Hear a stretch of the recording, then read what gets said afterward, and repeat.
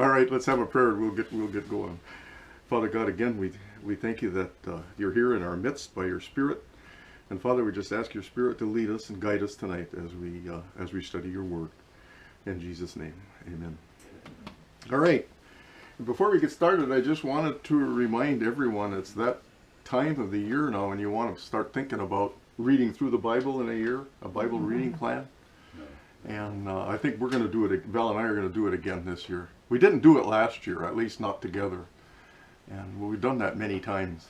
And there's all kinds of Bible reading plans on the computer. The one we use is what, Bible Gateway? If you go to Bible Gateway, you can pick, do you want to start in Genesis 1 and finish in Revelation? Or do you want to do it chronologically, which we did a couple years ago? Or do you want to do it where you have a bit of the Old Testament and a bit of the New Testament every day? There's about a half a dozen different ways of doing it.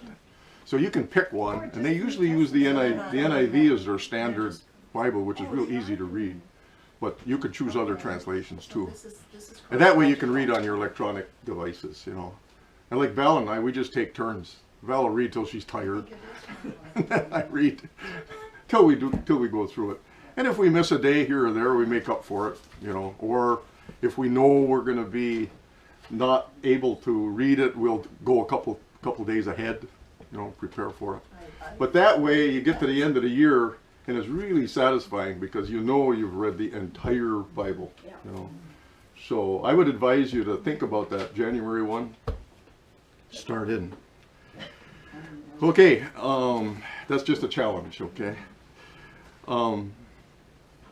We finished up chapter 4 last time, and so we'll find chapter 5 in Daniel, and we'll probably be able to do a couple chapters tonight, 5 and 6, because they're both narratives of a couple of stories, and it's not a tremendous amount of theological significance where we have to do a lot of research, but nonetheless they're good lessons for us. So maybe we can get a couple of them in. Okay, let's go to Daniel chapter 5. And the very first verse, it says, Belshazzar the king made a great feast for 1,000 of his lords and drank wine in the presence of the 1,000. Now, this Belshazzar, all of a sudden you notice there's no Nebuchadnezzar. He's long gone. And this takes place 5 kings later. Okay, Daniel, of course, is still going. And he's probably around 80 at this time. It's just a guess. He could have been in middle 70s to into the early 80s, depending on what age he was when he came to Babylon. But Nebuchadnezzar was king for 43 years. He had a long reign. Okay, and his son's name was Evil Merodach. Evil. That's a fitting name because he was kind of an evil son. He only reigned for 2 years, and then his brother-in-law, a guy by the name of Neraglasser, murdered him, killed him, and he reigned for 4 years. And then his son, a guy by the name of Labash Marduk, he was Neraglasser's son. He reigned for 2 years. And then after him, it was a guy by the name of Nabonidus. And he murdered Labash Merodach. And he reigned for 17 years, this Nabonidus. And his son, his oldest son, was Belshazzar. Okay, so this is 5 kings down the line in a period of, let's see, 2, 6, 8, 25, about 25 years. In a period of about 25 years, or a little less, it went through these 5 kings. So now Belshazzar is king. And he had really just become king. And this is at a time when the kingdom was, the Medes and the Persians were getting pretty rambunctious. They had gotten very strong, and they were battling them out in the territories, trying to take over Babylon. But of course, Babylon was so secure. Remember describing that city, that Belshazzar didn't have any worries. In fact, that's why he's having this big feast. Okay, he figures, there's nothing can harm him. There's no way that his city could be taken. So he's got all his lords. I mean, anybody of any significance was there. There was 1,000 there in that first verse. 1,000 of his lords. That is his nobles, his royalty, his administrators. Okay, were all there. And they were having this great feast. And it was probably a feast to Bel, their god, which lasted a week. I mean, these feasts were not just, a dinner party. Okay, these feasts lasted. And it was quite the bacchanalian revelry that went on there. It was something else, these parties. And this was the beginning of that. And he was drinking wine in the presence of the 1,000. Okay. Verse 2, and it says, while he tasted the wine, Belshazzar gave the command to bring the gold and silver vessels which his father Nebuchadnezzar had taken from the temple, which had been in Jerusalem, and the king and his lords and his wives and his concubines might drink from them. Now notice it says his father Nebuchadnezzar. Well, that's a word that can mean anything. That doesn't mean his immediate father. It could mean his forefather. It could mean his son in the line of kings. It could mean his grandson. It could mean, there's 8 different meanings to that word. And they just chose to put father in here. But we know from history, really good history, that Nebuchadnezzar was not his father, not his immediate father. Okay.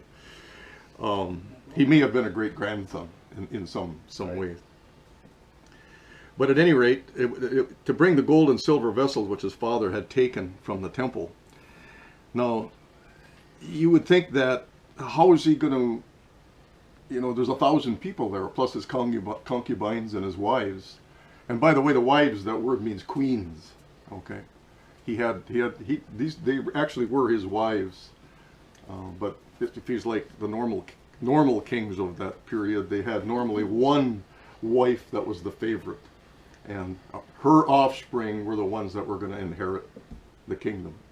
The other wives were just wives. And then he had the concubines besides. Okay. But they were all there at this party, and you wonder where they were going to get them. It just turned it back up to Ezra a little bit, for just a little bit, back in chapter 1 of Ezra. He's right after Kings and Chronicles. The next book is Ezra. Ezra chapter 1. And I just wanted to show you where all these came from.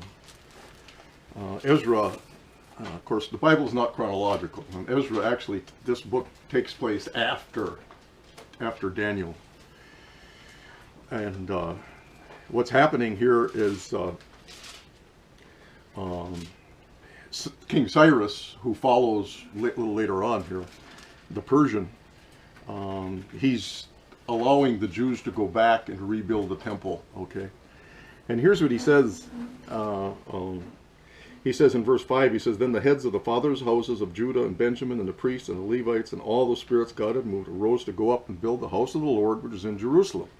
And all those who were around them encouraged them with articles of silver and gold, with goods and livestock and precious things, besides all that was willingly offered. King Cyrus also brought out the articles of the house of the Lord, which Nebuchadnezzar had taken from Jerusalem and put in the temple of his gods. And Cyrus, the king of Persia, brought them out by the hand of Midradath, the treasurer, and counted them out to Shebbazzar, the prince of Judah. And this is the number of them: 30 gold platters, 1,000 silver platters, 29 knives, 30 gold basins, 410 silver basins of a similar kind, and 1,000 other articles. All the articles of gold and silver were 5,400. Now back in verse 9 here, that word platters, that word is really in Hebrew is chargers. What it means is wine coolers. It really is wine coolers.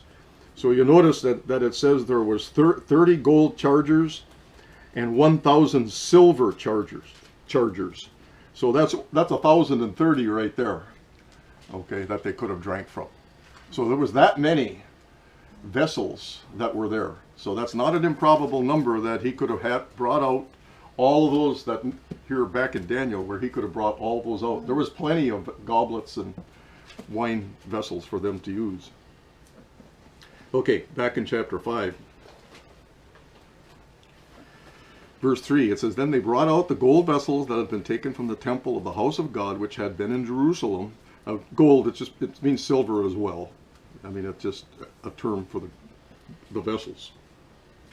And the king, his lords, his wives, and his concubines drank from them. Now, that's obviously, I mean, historically, this king was a pretty nasty king.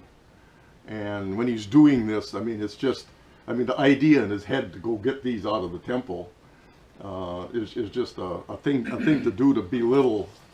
To desecrate the temple. Yeah, to desecrate the source of them, and also to kind of spite his great-great-grandfather, if you will, Nebuchadnezzar.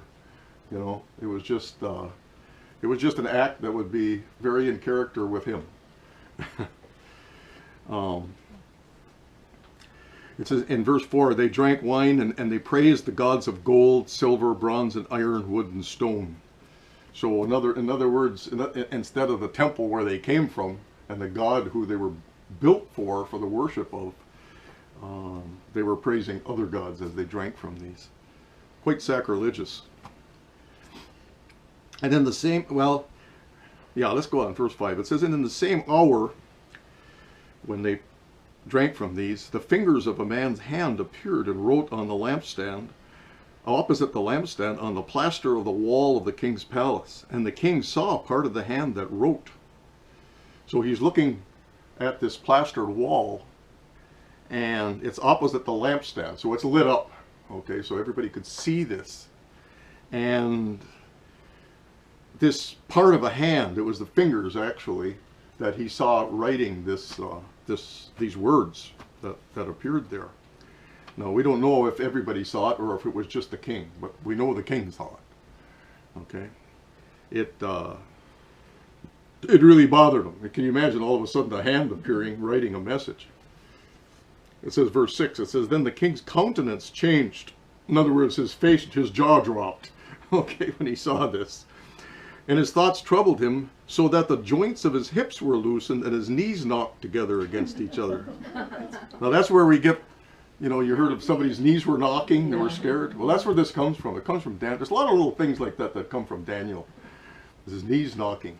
But that one about the joints of his hips were loosened, if you really look in the Hebrew, what it really means is he peed his pants. Oh. So that's what it really means. It really indicates he couldn't hold his urine. So he sees this handwriting on the wall. His knees are knocking together, and he soils his robes. Okay, I mean this scared the daylights out of him. The handwriting on the wall, you probably would too. Yeah.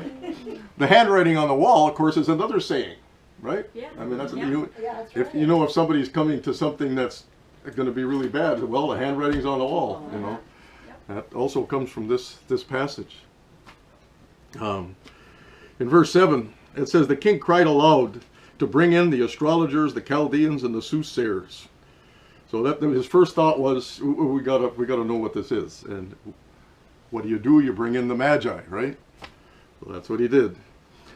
The king spoke, saying to the wise men of Babylon, Whoever reads this writing and tells me its interpretation shall be clothed with purple and have a chain of gold around his neck, and he shall be the third ruler in the kingdom. So in other words, he can be clothed with purple. Purple is royalty. A chain of gold around his neck, that's, you know, the wealthy. It's a valuable prize. And he shall be the third ruler in the kingdom. Now the reason he said the third ruler is because his dad, Nabonidus, was still king. But he was off fighting battles. Okay, Nabonidus was not there. Belshazzar was the one that was just doing the duty. So that's why he said the third in the kingdom. He couldn't offer him the second, okay, because he was the second. He had to offer him the third. Okay, and that's what he was offering to these magi, if anybody could solve it. Verse 8, Now all the king's wise men came. Notice Daniel doesn't come. Now this is 25 years later, and Daniel is not even in the palace anymore. Okay, he's 80 years old or whatever. He's in his house, probably very close to there, but he's not head of the wise men anymore. In fact, all those wise men back when Daniel was in there are probably gone by now. Mm-hmm. Okay. Now all the king's wise men came, but they could not read the writing or make known to the king its interpretation. Notice they asked for two things. He asked for what is the writing and what is the interpretation. Verse 9, then King Belshazzar was greatly troubled. His countenance was changed, and his lords were astonished. In other words, all of those lords, all of those administrators, they were astonished at Belshazzar because of the way he was reacting to this, and also they reacted to the fact that the Magi couldn't interpret this. I mean, what was this? You know. Verse 10, it says, the queen, because of the words of the king and his lords, came to the banquet hall. Now the queen, this is not his wife, okay, the queen. Mother. This is the queen mum, okay. She may have been Nabonidus' wife, which would have been his mother, or it could have been his grandmother. And from all of the history that I've read, it's more likely it was his grandmother. Okay, she was the queen mum. Now notice she wasn't there at the banquet, but she heard what was going on. She was there in the palace. She heard what was going on, so she went in there. Now keep in mind, this happens in this big banquet hall.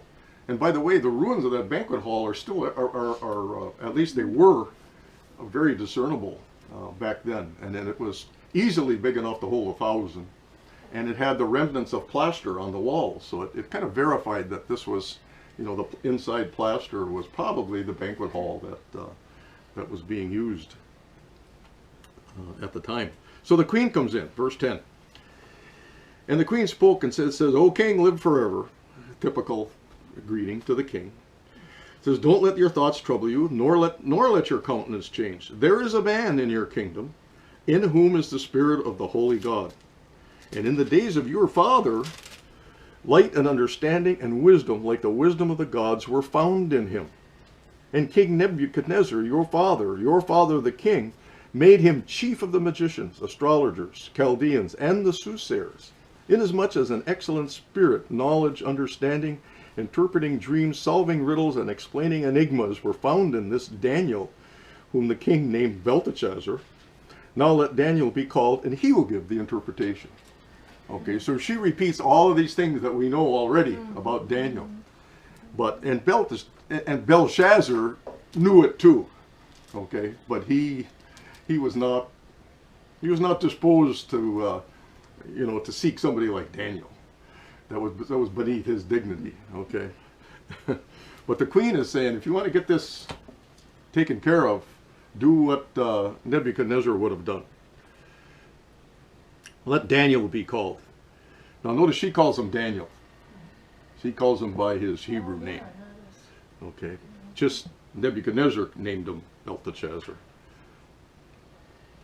Verse 13, then Daniel was brought in before the king, and the king spoke and said to Daniel, are you that Daniel, who was one of the captives from Judah, whom my father the king brought from Judah? That Daniel? And notice he's kind of belittling him, one of the captives, calling him one of the... He's not saying, are you that Daniel that was the governor of the kingdom for 40 years and the head of the Magi and all that stuff? He didn't say that. He said, are you that Daniel, one of the captives from Judah? Again, just kind of putting Daniel down. He says, I've heard of you, and that the Spirit of God is in you, and that light and understanding and excellent wisdom are found in you. So he's heard of him. He's heard of Daniel. Now the wise men, verse 15, the astrologers that have been brought in before me, that they should read this writing and make known to me its interpretation. But they could not give the interpretation of the thing. And I have heard of you, that you can give interpretations and explain enigmas. Now, if you can read the writing and make known to me its interpretation, you shall be clothed with purple and have a chain of gold around your neck, and shall be third ruler in the kingdom. Okay, that's what he had said, that he would promise. Now he said, that'll be yours if you can do it. And then Daniel said before the king, let your gifts be for yourself, and give your rewards to another. In other words, you can keep your rewards, and give the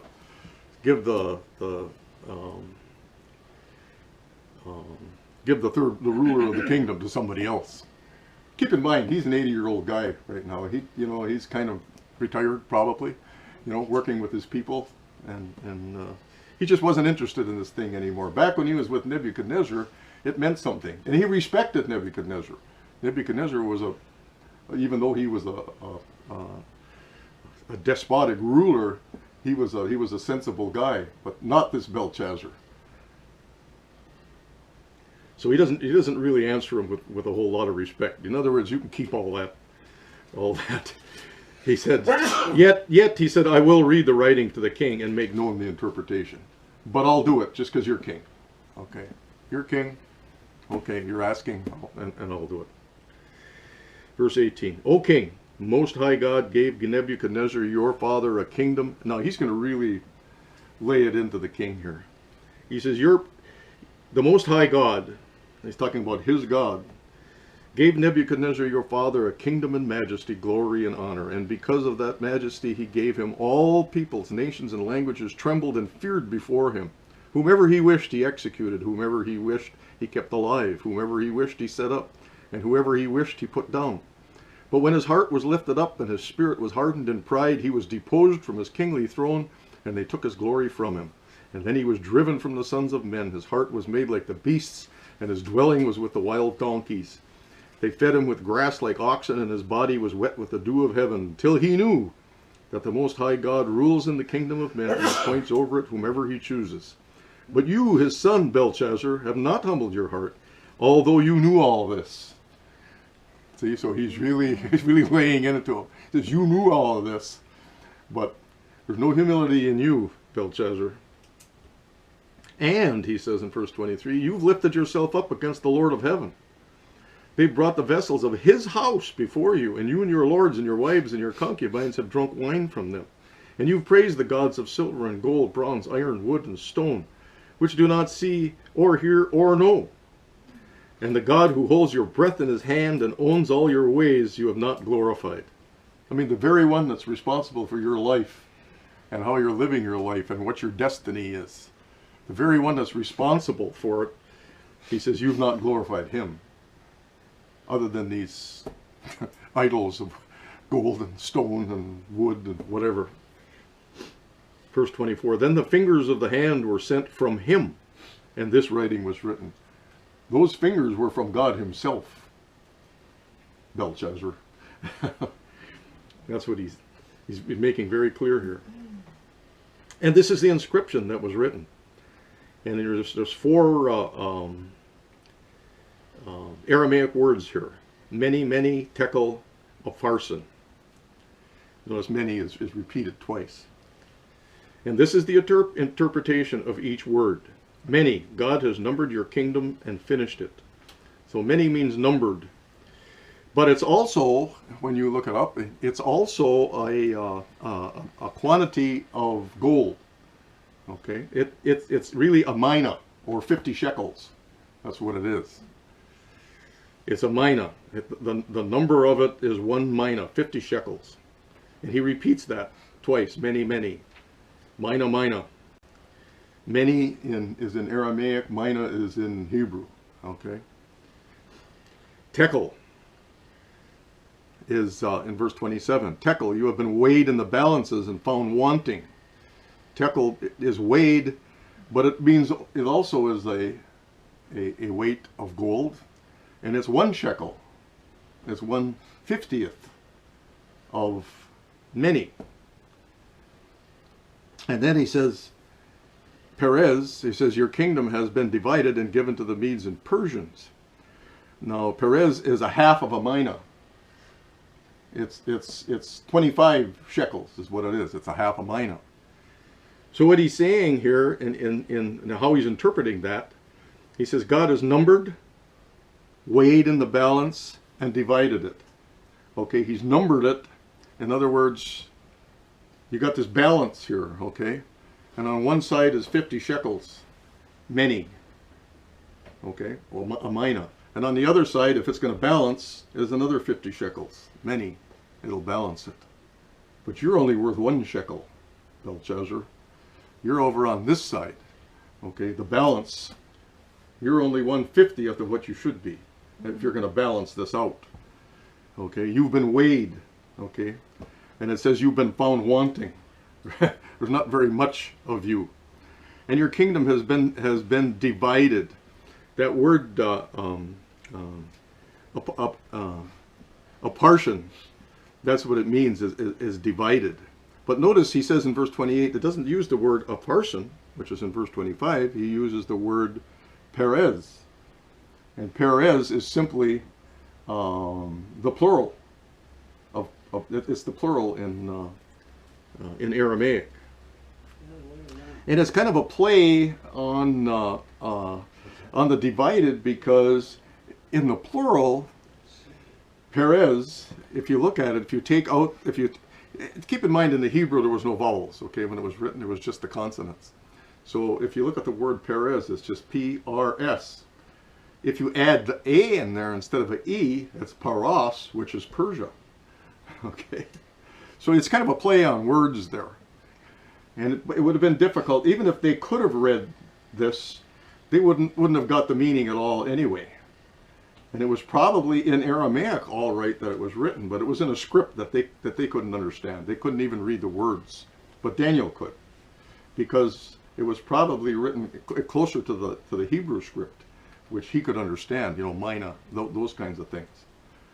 So basically what he told them, he says, is God has numbered your kingdom, numbered your days, you've been found wanting, and your kingdom is going to be divided between the Medes and the Persians.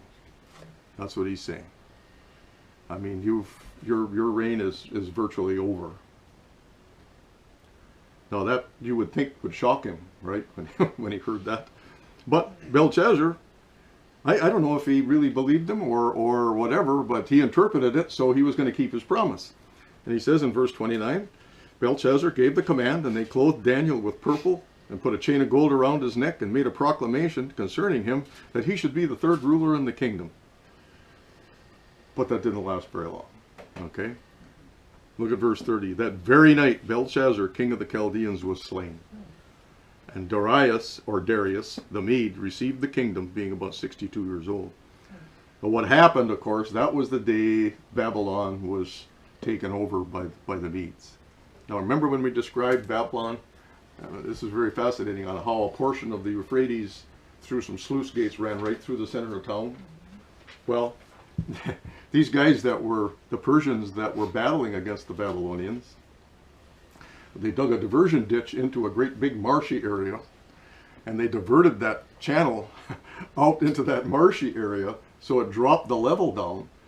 Now you would think that there would be his guards, his people at the sluice gates in and out of the town would let him know about that. But they were all at the party. All of those, anybody of any consequence was at the party, and anybody else was very easily overcome. So all of Cyrus's troops had to do was just walk in, and it was wade in on that low river, low water, take out a few guys there by the sluice gates, march right in, go right into the palace. They hadn't had to destroy a thing. No, fought to fire an arrow, go in and kill Belshazzar. Everybody's drunk. Nobody's armed. Take over the whole city just like that. And Belshazzar died that night. And the guy that was the general that took it over was really Darius the Mede. He had a different name in history, but it's more than likely the same guy. And Cyrus, the Persian, who was really the king over Persia, Darius was Cyrus's uncle. Okay, so they were kind of related. So at any rate, now the kingdom belongs to the Persians and the Medes. They just took it over just like that. This impenetrable kingdom was taken over in an hour. So, when God wants to do something, he does it pretty fast. Belshazzar didn't even know he was dead. He did. And this was prophesied. I just want to read you a little bit out of Isaiah chapter 47. There's several places where this was prophesied to happen to Babylon. Well, let me just read you this one, starting in Isaiah chapter 47, verse 1. And I'll read maybe the first 11 verses. And it's my Bible titles this, The Humiliation of Babylon. Come and sit down in the dust, O virgin daughter of Babylon. Sit on the ground without a throne, O daughter of the Chaldeans, for you will be no more called tender and delicate. Take the millstones and grind meal, remove your veil, take off the skirt, uncover the thigh, pass through the rivers. Your nakedness will be uncovered, yes, your shame will be seen. I will take vengeance, and I will not arbitrate with a man. As for our Redeemer, the Lord of hosts is his name, the Holy One of Israel. Sit in silence and go in darkness, O daughter of the Chaldeans, for you will no longer be called the Lady of the Kingdoms. I was angry with my people. I have profaned my inheritance and given them into your hand. And that's what he did. Of course, God was angry with his people. And he gave them into Nebuchadnezzar's hand. He says, you have showed them no mercy. On the elderly you have laid your yoke very heavily, and you said, I shall be a lady forever, so that you do not take these things to heart, nor remember the latter end of them. Therefore hear this now, you who are given to pleasures, who dwell securely, who say in your heart, I am, and there is no one else like me. I shall not sit as a widow, nor shall I know the loss of children. But these two things shall come to you in a moment, in one day. The loss of children and widowhood, they shall come on you in their fullness, because of the multitude of your sorceries, for the great abundance of your enchantments. For you have trusted in your wickedness. You have said, no one sees me. Your wisdom and your knowledge have warped you. And you have said in your heart, I am, and there is no one else beside me. Therefore evil shall come upon you. You shall not know from where it arises, and trouble shall fall upon you. You will not be able to put it off, and desolation shall come upon you suddenly, which you shall not know. Now that also applies, by the way, these passages also apply to Mystery Babylon. We can, when we look at that a little more in detail, these scriptures, because in 1 hour her destruction comes as well, if you remember reading that in Revelation. So that was prophesied by Isaiah. And there's other passages that are very similar about the destruction of, about the capturing of Babylon. Let's see.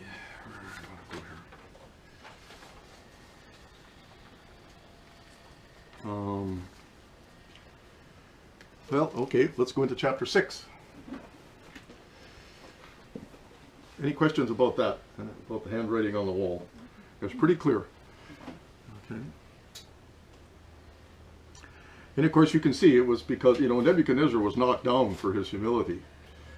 For his pride. And he was humbled, but he acknowledged God. But Belshazzar wasn't given that option even. Okay.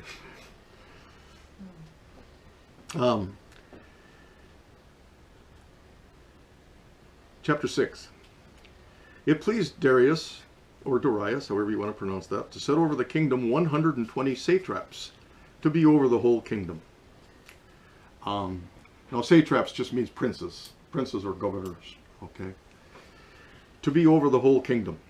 And over these, 3 governors, of whom Daniel was one, that the satraps might give an account to them, so that the king would suffer no loss.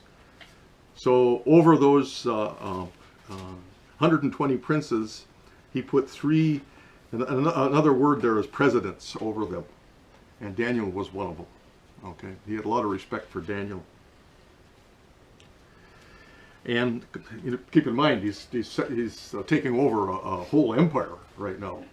The Babylonian Empire stretched a long ways. And when he takes over Babylon here, he takes over the whole thing.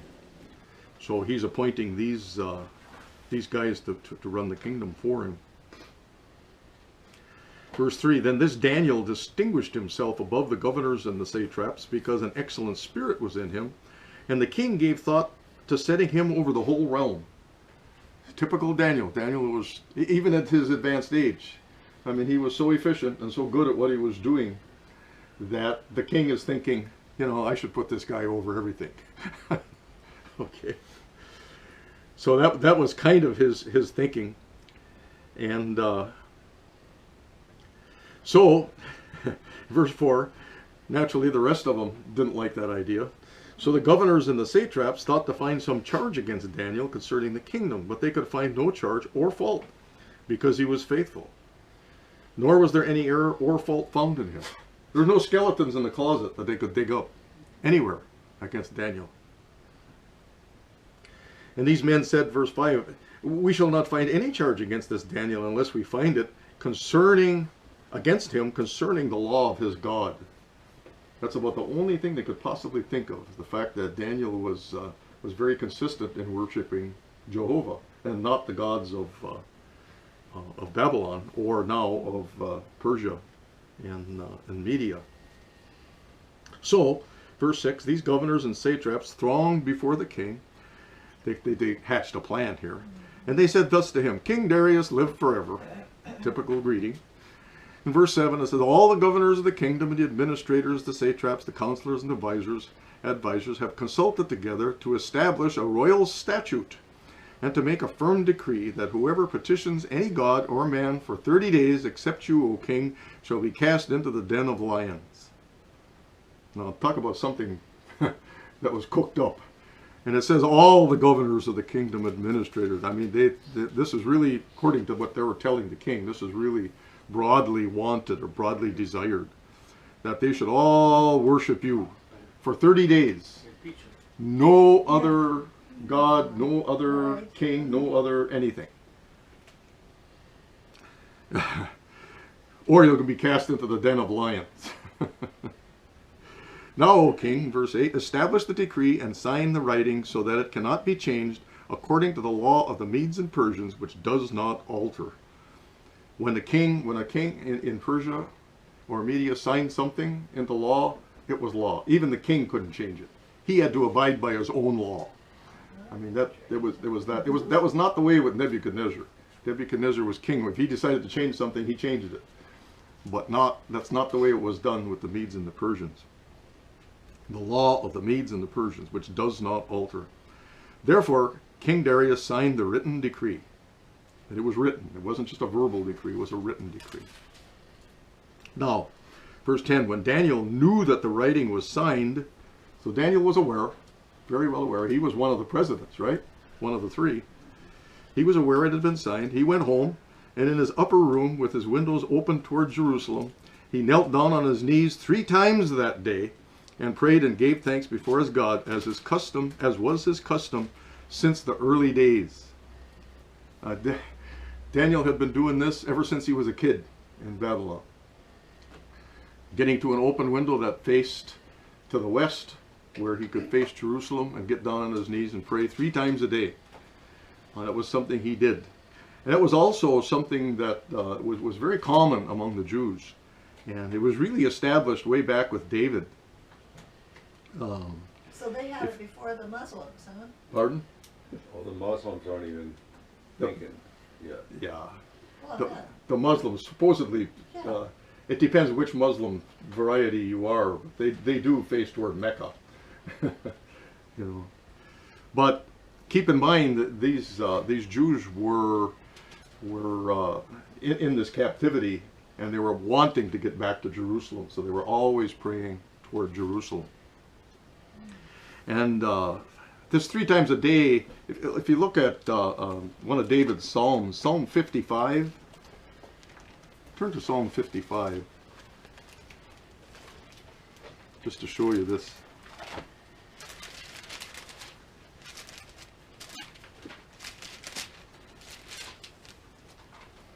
This 3 times a day, that was a morning and a noon at lunch, and then in the afternoon. It was typically 9 and 12 and 3 is when he did that. Okay, 9, 12, and 3, and using our clock, our time. Chapter 55. Let's see. 16. 6, maybe. Let's see, 6 and 7. No, I'm not in the right one here. 16 and 17. 16 and 17, is that it? Yeah, there it is. There it is. This is David, King David. He says, as for me, I will call upon God, and the Lord shall save me. Evening and morning and at noon I will pray. I will cry aloud, and he shall hear my voice. So that was something that David did also, quite consistently. Those 3 times a day. And Daniel was simply doing what his ancestors had done, a precedent that David had set. Okay, let's go back now. And verse 10. Notice he, upper room with his windows open toward Jerusalem. I mean, he wasn't hiding anything. Okay, it's just wide open. Verse 11, it says, and then these men assembled. Of course, this was a trap for Daniel. Then these men assembled and found Daniel praying and making supplication before his God. And where did they go? They went to the king. And they went before the king and spoke concerning the king's decree. Have you not signed a decree that every man who petitions any god or man within 30 days, except you, O king, shall be cast into the den of lions? And the king answered and said, the thing is true, according to the law of the Medes and Persians, which does not alter. So they answered and said before the king, that Daniel, who is one of the captives from Judah, notice again, he's not one of your presidents, he's one of those captives from Judah, does not show regard for you, O king, or for the decree that you have signed, but makes his petition 3 times a day. And the king, when he heard these words, was greatly displeased with himself, and set his heart on Daniel to deliver him. And he labored till the going down of the sun to deliver him. So all of a sudden he was greatly displeased with himself. What did I do? I let these guys trick me into signing this decree. And so he was displeased with himself. And he set his heart on trying to figure out how on earth am I going to keep Daniel, who is his favorite president, who is going to make in charge of the whole kingdom? How can I keep Daniel out of the lion's den? There must be a way here I can get around this decree. But couldn't do it. He labored until the going down of the sun, until evening, to deliver him. That didn't work. Verse 15, then these men approached the king and said to the king, know, O king, that is the law of the Medes and Persians, that no decree or statute which the king establishes may be changed. So they're on top of the king. They're not letting them get away with this. Okay. So, verse 16, the king gave the command, and they brought Daniel, and they cast him into the den of lions. But the king spoke, saying to Daniel, your God, whom you serve continually, he'll deliver you. So he had some indication, because he knew what Daniel was like, and he knew what Daniel's God was like, was capable of. Okay. He says, your God will deliver you. At least that's what he was hoping. Then a stone was brought and laid in the mouth of the den, and the king sealed it with his own signet ring and with the signets of his lords, that the purpose concerning Daniel might not be changed. A stone was brought. Now this den of lions was something you can imagine, a grating over a great big opening, and down into the lions where they would throw the food or whatever. And what they did is they put a stone over it, a big heavy stone over it, and they sealed it with their own signet rings. Signet rings were the big thing then, that had the seal of the king. And when you sealed that, you saw that was sealed, it would take a decree from the king in order to remove it. Okay. Where else do you remember a stone that was sealed?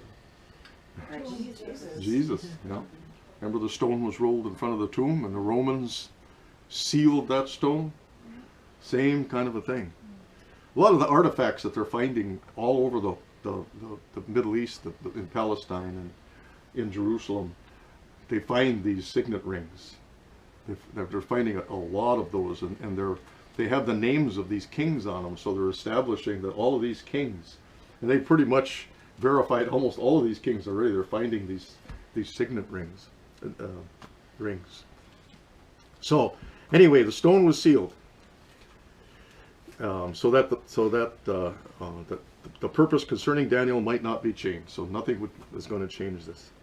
Verse 18, now the king went to his palace, and he spent the night fasting, and no musicians were brought before him, and his sleep went from him. In other words, there was no entertainment. Normally the king would have entertainment every night. And he says he was fasting. Now, when that says fasting, that doesn't mean just food and water, okay? That means no concubines. It means none of that kind of activity at all, okay? That's what fasting meant in that. No. So anyway, he just went to bed. And it says his sleep went from him. In other words, he couldn't sleep, knowing that Daniel was in the lion's den. Verse 19. Then the king arose very early in the morning, and he went in haste to the den of lions. The first thing he did, the minute there was any sign of daylight, is he headed toward that den. And when he came to the den, he cried out in a lamenting voice to Daniel. In other words, a very sorrowful voice, a cracked voice. Okay, he was very, very upset. In a lamenting voice to Daniel. Now keep in mind, the stone was still there. And the king spoke, saying to Daniel, Daniel, servant of the living God, has your God, whom you serve continually, been able to deliver you from the lions? So he's listening now, waiting to hear a voice. Then Daniel said to the king, O king, live forever. I mean, the king had to be super happy when he heard that. He says, my God sent his angel and shut the lions' mouths so that they have not hurt me, because I was found innocent before him. And also, O king, I have done no wrong before you. So God sent his angel, his messenger. And probably was the same messenger that was in the fiery furnace with Shadrach, Meshach, and Abednego. It may have been Jesus himself in his pre-incarnate form, as the messenger of Yahweh. And he shut the lions' mouths. So he just, that was not a big thing for God to do, to shut the lions' mouths. And the reason he did it, according to Daniel here, is because I was found innocent before him. In God's judgment, I was innocent and did not deserve this kind of treatment. And also, O king, I've done no wrong before you. Now think about that statement for a minute. He said, I didn't do any wrong before you. Now wait a minute, he violated the king's decree, didn't he? But he said, I didn't do any wrong before you. And the king obviously bought that because he was aware of what God had just done. And it wasn't out of no respect for the king that he did that. It was just that he respected his God above the decree of the king. Okay? And in that, Daniel says, I didn't do you any wrong. And the king pretty much agreed. He knew that this was a trap anyway. You know? And look in verse 23, the king was exceedingly glad for him, and commanded that they should take Daniel up out of the den.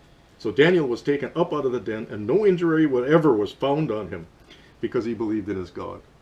No injury. I mean, it wasn't even a claw mark on his clothes. Okay? He was just fine. And look at verse 24. And the king gave the command, and they brought those men who had accused Daniel, and they cast them in the den of lions. Them, their children, and their wives. And the lions overpowered them and broke all their bones in pieces before they ever hit the bottom of the den. That's the deal Jesus made with them.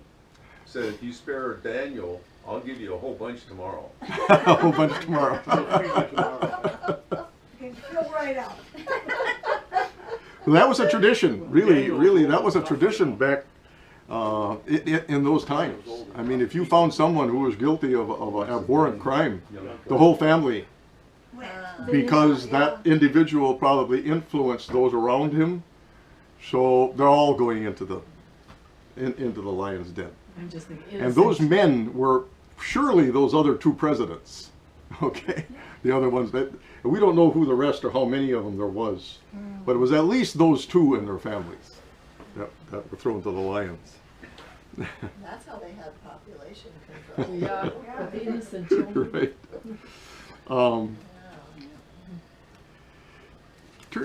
There's a couple of verses. Turn to Psalms chapter 7.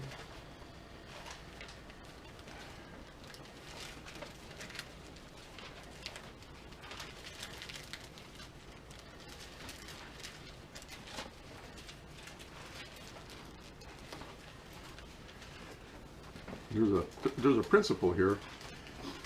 In Psalms chapter 7, start in verse 14. It says, behold, the wicked brings forth iniquity, yet he conceives trouble and brings forth falsehood. He made a pit and dug it out, and has fallen into the ditch which he has made. His trouble shall return upon his own head, and his violent dealing shall come down on his own crown. Okay, that's a principle. fall into the pit that you dug for somebody else, you're going to fall into it.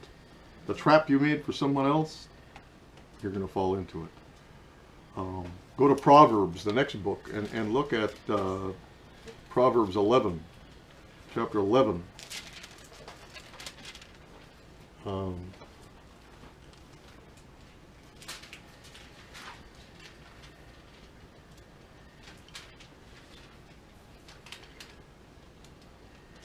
In verse 8. Now Daniel was certainly a righteous man. And verse 8 says, the righteous is delivered from trouble, and it comes to the wicked instead. Okay. There's a lot of verses like that. You remember in Esther when Haman built the gallows to kill Mordecai? You got hung on. Yeah. He got hung on his own gallows that he built. He built the gallows to hang Mordecai, and he wound up getting hung on it himself. That's the same thing that happened here. These guys had it in their hearts to conspire against Daniel. Yeah, well, they got what they had planned for Daniel. They got it.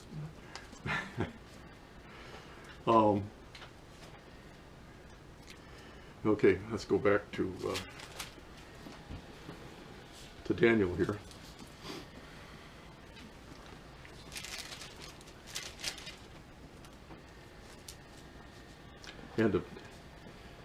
Or in verse 25.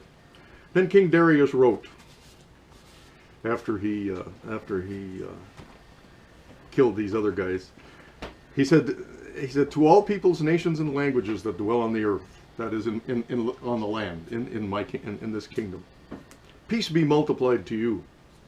I make a decree that in every dominion of my kingdom, men must tremble and fear before the God of Daniel. In other words, they got to show a lot of respect to Daniel's God. He's not saying they got to believe in him or follow him, but they better respect the God of the Jews. They better respect Jehovah, Daniel's God. Tremble and fear, that's what it means. For he is the living God. In other words, he's not a God of stone and wood and all these idols. He's the living God and steadfast forever. His kingdom is the one which will not be destroyed, and his dominion will endure until the end. Now he's quoting way back from what the queen had told Belshazzar. His dominion shall endure to the end. He delivers and rescues. He works signs and wonders in heaven and on the earth, who has delivered Daniel from the power of the lions. He's delivered Daniel from the power of the lions. There's a reference to this in Hebrews. You should be aware of. In the Hall of Faith, when Hebrews in chapter 11, when it's going through all of the Old Testament saints who are commended for their faith, in verse 33, he's kind of summing up those that he didn't name.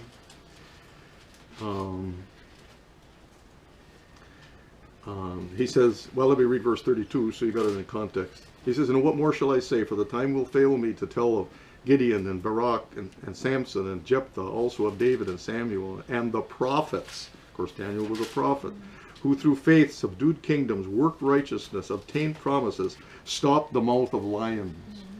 Okay, that's referring to what happened to Daniel. Stopped the mouth of lions.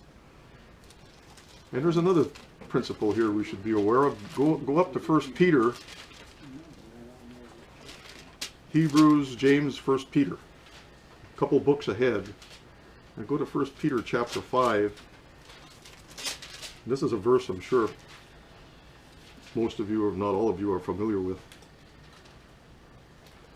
Let me start in verse 6. 1 Peter chapter 5, verse 6. Therefore humble yourselves under the mighty hand of God, that he may exalt you in due time, casting all your care upon him, for he cares for you.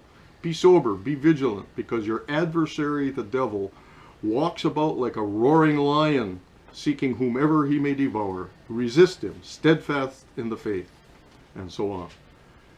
But your adversary, talking about Satan, the god of this world, he walks about like a roaring lion. Roaring meaning hungry. Okay? Roaring lion is a hungry lion. Seeking whoever he may devour. So we need to be aware. We need to be alert. We need to be on our toes. But we have all that we need. Okay, we don't have to sweat him, because greater is he that's in us than he that's in the world. Okay, but he walks about as a roaring lion. Okay, these lions couldn't devour Daniel. And that last verse now in Daniel chapter 6.